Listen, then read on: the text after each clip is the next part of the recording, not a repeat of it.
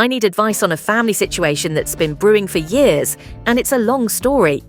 Growing up in a typical suburban Massachusetts household, I, a 35-year-old woman, have always grappled with a challenging family dynamic. My older sister, Laura, now 42, has always been the favored child. From my earliest memories, our home was a shrine to Laura's achievements. Her awards, photos, and milestones decorated every wall, and family conversations revolved around her life. I still vividly recall my 10th birthday when my parents were too preoccupied with Laura's college applications to get me a cake. They tried to pass off her leftover graduation cake, still bearing her name, as my birthday treat. As I grew older, Laura's successes overshadowed every milestone of mine. When I made the honor roll in middle school, my parents barely noticed because Laura had just joined the debate team. When I won a local art contest in high school, they missed the ceremony because Laura was touring a college campus. I learned to celebrate my achievements alone in my room, knowing that mentioning them would only earn a half-hearted "that's nice" before the conversation shifted back to Laura. Even our belongings reflected the family's priorities. Laura's room was filled with the latest gadgets, trendy clothes, and supplies for her extracurriculars. Meanwhile, I made do with her hand-me-downs. When I wanted to take music lessons, I was given Laura's old, oversized guitar, which was nearly impossible for me to play. When I asked for a properly sized one, my mother said, "We've already spent so much on Laura's dance classes this year." This pattern continued through high school. Laura had private tutors for her SATs, while I studied with borrowed library books. My parents took out a loan to buy her a car for college, but when I needed help getting around, they told me to take the bus. Every family decision, financial choice, and holiday plan revolved around Laura's needs and desires. College was especially tough. With my parents' full support, Laura attended a prestigious university. When my turn came, they could only cover half my tuition at a state school, explaining, "We're still paying off Laura's loans. You'll have to manage the rest." I worked 2 part-time jobs to get by, often falling asleep over my textbooks. Meanwhile, Laura was launching her career with a job my parents helped her secure through their connections. 7 years ago, when Laura got married, things got worse. For an entire year, our family's focus was on her wedding. My parents took out another loan for her dream ceremony, complete with a designer dress, a luxurious venue, and a guest list of over 300. I overheard them one night worrying about the payments but insisting that nothing was too good for Laura's big day. Naturally, I was her maid of honor, tasked with organizing bridal showers, planning a lavish bachelorette party, and handling every minor crisis. When I mentioned how overwhelmed I was juggling these duties with my full-time job, my mother snapped, "Don't be selfish, Emily. This is your sister's moment." Then came the twins. When Laura announced she was expecting, my parents were overjoyed. Despite still paying off her wedding loan, they helped with a down payment on a house near them for Laura and her husband, Mark, 43. I watched them dip into their retirement savings, the same funds they claimed were untouchable when I needed help with college, because, as they said, this is for our grandchildren. And who became the default babysitter? Me. It started with occasional requests. "Emily, can you watch the kids for a few hours?" But it quickly turned into a weekly routine, then entire evenings whenever they had plans. My parents endorsed this, saying, "This is what family does." When I tried to protest, Laura and Mark assumed I'd always be available, and my objections were brushed off. I adore the twins, now energetic 7-year-olds, but they're exhausting. Every weekend follows the same script. Laura drops them off at my apartment without warning, claiming she needs me time or has urgent errands. The boys turn my small space into a disaster zone. When I try to set boundaries or ask for notice, Laura cries about how overwhelmed she is, and my parents scold me for not being supportive. I've been working long hours to build my career in marketing and recently got a promotion offer that would involve more hours and travel. At a family dinner, when I hoped for some congratulations, my mother said, "But what about the twins? Laura needs you here." Laura chimed in, "You can't take that job, Emily. Who'll help with the kids?" My father added, "Family comes first." When I tried to explain how overwhelming it all was, my mother said, "Laura has 2 kids to raise. You don't know what tired means." Laura even accused me of being jealous, saying, "You're just bitter because you're single," as if my worth hinges on my relationship status. Last month, after a particularly grueling weekend with the twins, during which they broke my laptop and stained my couch, I decided I needed a break. I found a quiet, affordable resort in Florida for a peaceful getaway. When I mentioned it at our weekly family dinner, my mother's eyes lit up. "That's perfect, we should all go. The twins would love the beach." Before I could object, Laura was already planning activities, saying, "You can take the kids swimming while Mark and I get some alone time." My parents even offered to upgrade my reservation to a fancier resort where they'd all stay, promising to cover it in exchange for my help with the twins.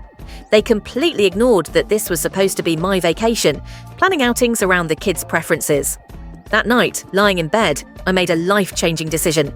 I secretly booked a different resort on a quiet island. I didn't tell anyone.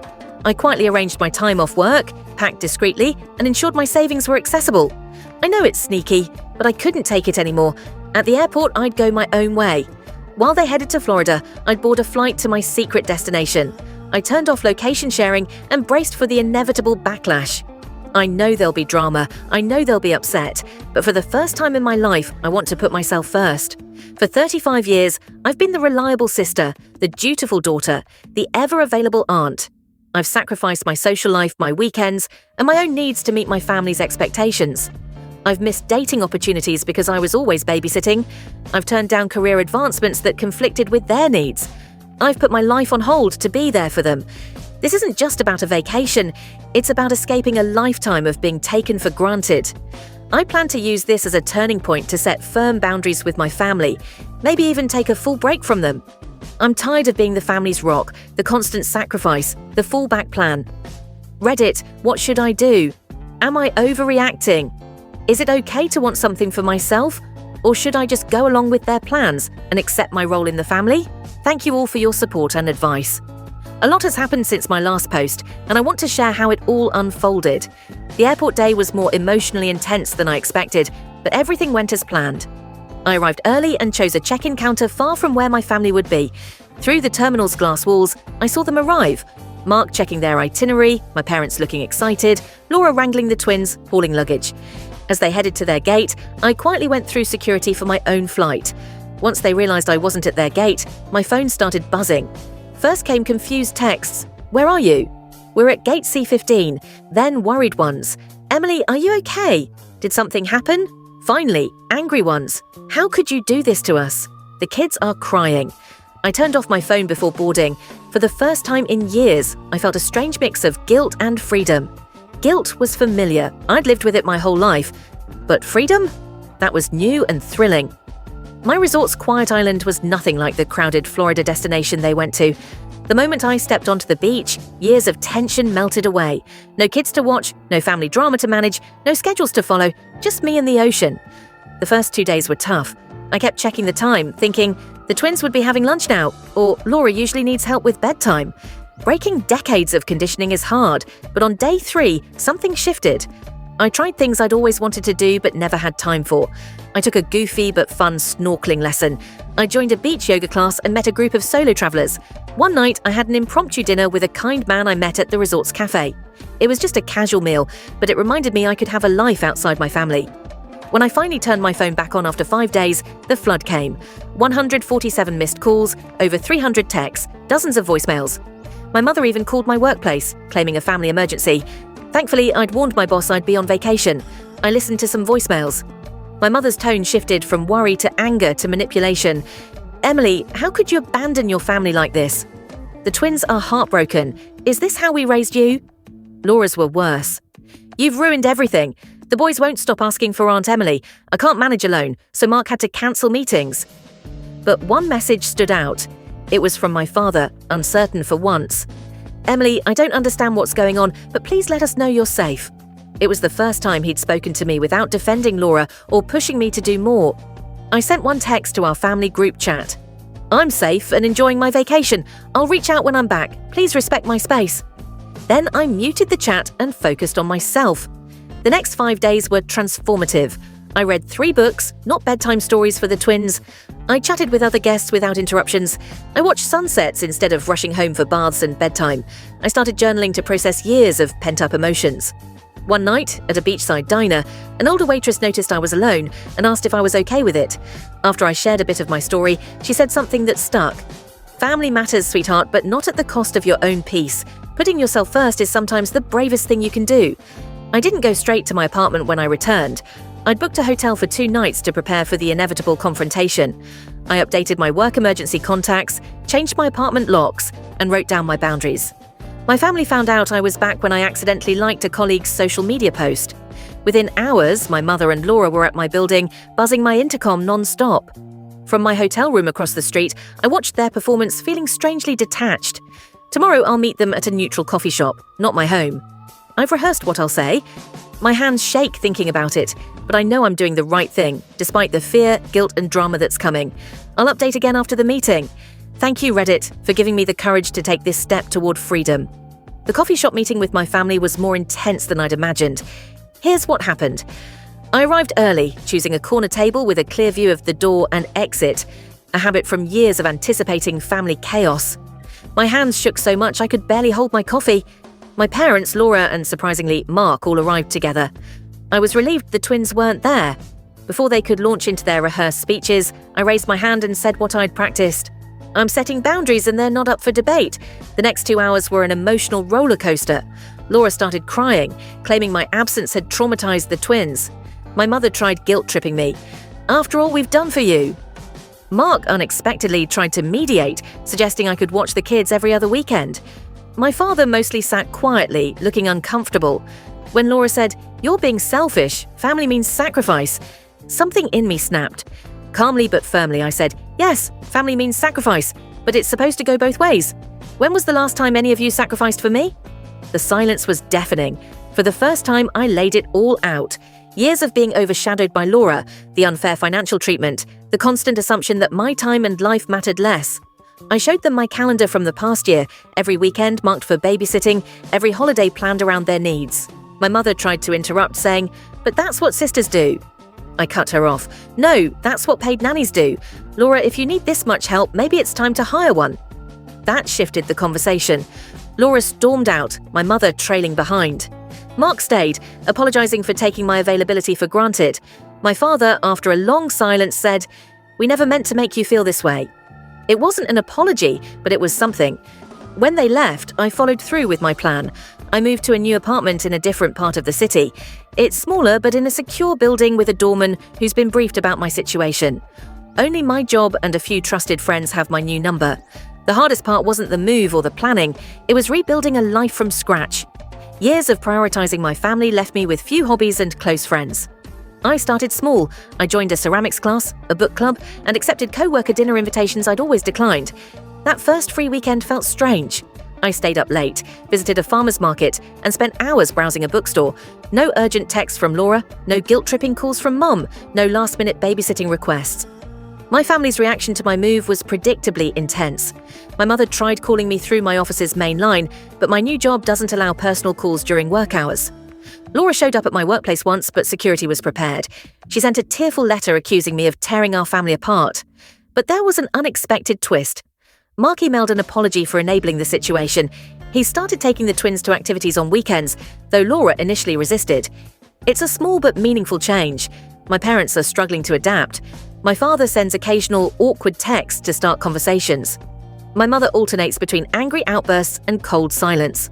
Last week, she left a voicemail saying, "When you're done with this phase, we'll take you back." She doesn't get it. This isn't a phase. This is my new life. Work has improved without constant family interruptions. I'm more focused and productive, and my boss put me in charge of a major project. I'm even dating casually, taking it slow. The biggest change is internal. The constant anxiety I carried for years is gone. I'm exercising regularly, eating better, and sleeping well. My therapist, yes, I've started therapy, says I'm healing from what she calls chronic family stress. Last weekend, the twins sent me handmade notes saying they miss me. It was bittersweet, but I stayed firm. I wrote back saying I love them, but need time to care for myself, though I doubt Laura will share it with them. An old friend I ran into yesterday said, "You seem lighter, like you've shed years." She's right. Despite the angry texts, the manipulation attempts, and the lingering guilt, I feel freer. I'm learning that family love shouldn't feel like a burden. True love involves mutual respect, space for individual needs, and support that goes both ways, not just one-sided sacrifice. Next week marks 1 month in my new apartment. I'm planning a small housewarming with friends from ceramics, book club, and work.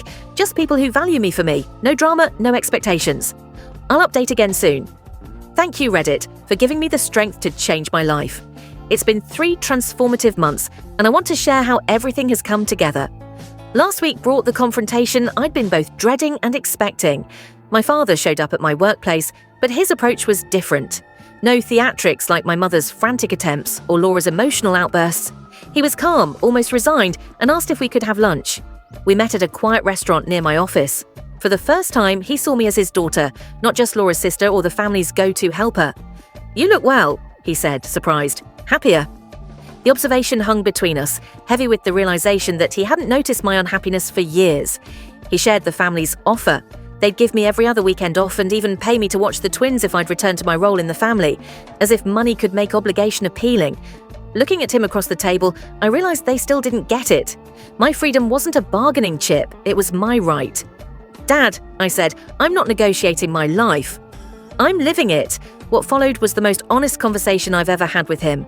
I explained how their constant focus on Laura had affected me, not just practically but emotionally. Forgotten birthdays, ignored dreams, overlooked achievements. He didn't defend their actions as he usually did. After a long silence, he said, "We thought we were doing what was best for the family. We didn't see how much we hurt you." It wasn't a full apology, but it was acknowledgement. When he asked about my new life, I shared stories about my ceramics classes, my promotion, and my new friends. I showed him a photo of a bowl I'd made. He said something that stunned me. "You've built a good life without us." His voice held both sadness and respect. We parted with a hug, the first genuine one in years, and he said, "I hope one day we can be part of your life again, but differently." That lunch sparked a final wave of family drama. My mother, learning about it, launched a new round of emotional attacks, telling relatives I need an intervention for my breakdown. Laura's been posting passive-aggressive comments online about selfish siblings and broken families, feeling betrayed by our father's acceptance of my choices. But their reactions don't hit me like they used to. My new life has given me perspective. Their behavior is about control, not love. My new apartment feels like home. Its walls are decorated with my ceramics and photos of my chosen family, friends who respect my boundaries. I'm mentoring junior colleagues at work, breaking the cycle of toxic obligation that trapped me. The biggest change is how I spend my time. Weekends are mine to choose, learning Italian, joining a hiking group, even dating someone who values my independence. The twins sent another supervised card last Sunday, full of sad notes about missing me. It tugged at my heart, but I stayed steady. I wrote back, saying my love for them hasn't changed, but adults sometimes need to care for themselves. My therapist calls this post-traumatic growth, building something stronger and healthier from the ashes of my past. Yesterday, Mark reached out, not to blame me but to share that my stance has changed their household. They've hired part-time help for the twins, and he's stepped up as a parent. Laura's struggling to adapt, but it's progress.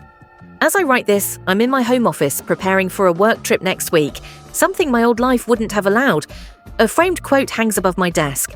"Sometimes the bravest act is setting yourself free. Thank you, Reddit, for giving me the courage to choose myself." To anyone in a similar situation wondering if it's selfish to want your own life, it's not. Prioritizing yourself isn't cruel. Setting boundaries isn't betrayal. I don't know what my family relationship will look like in the future.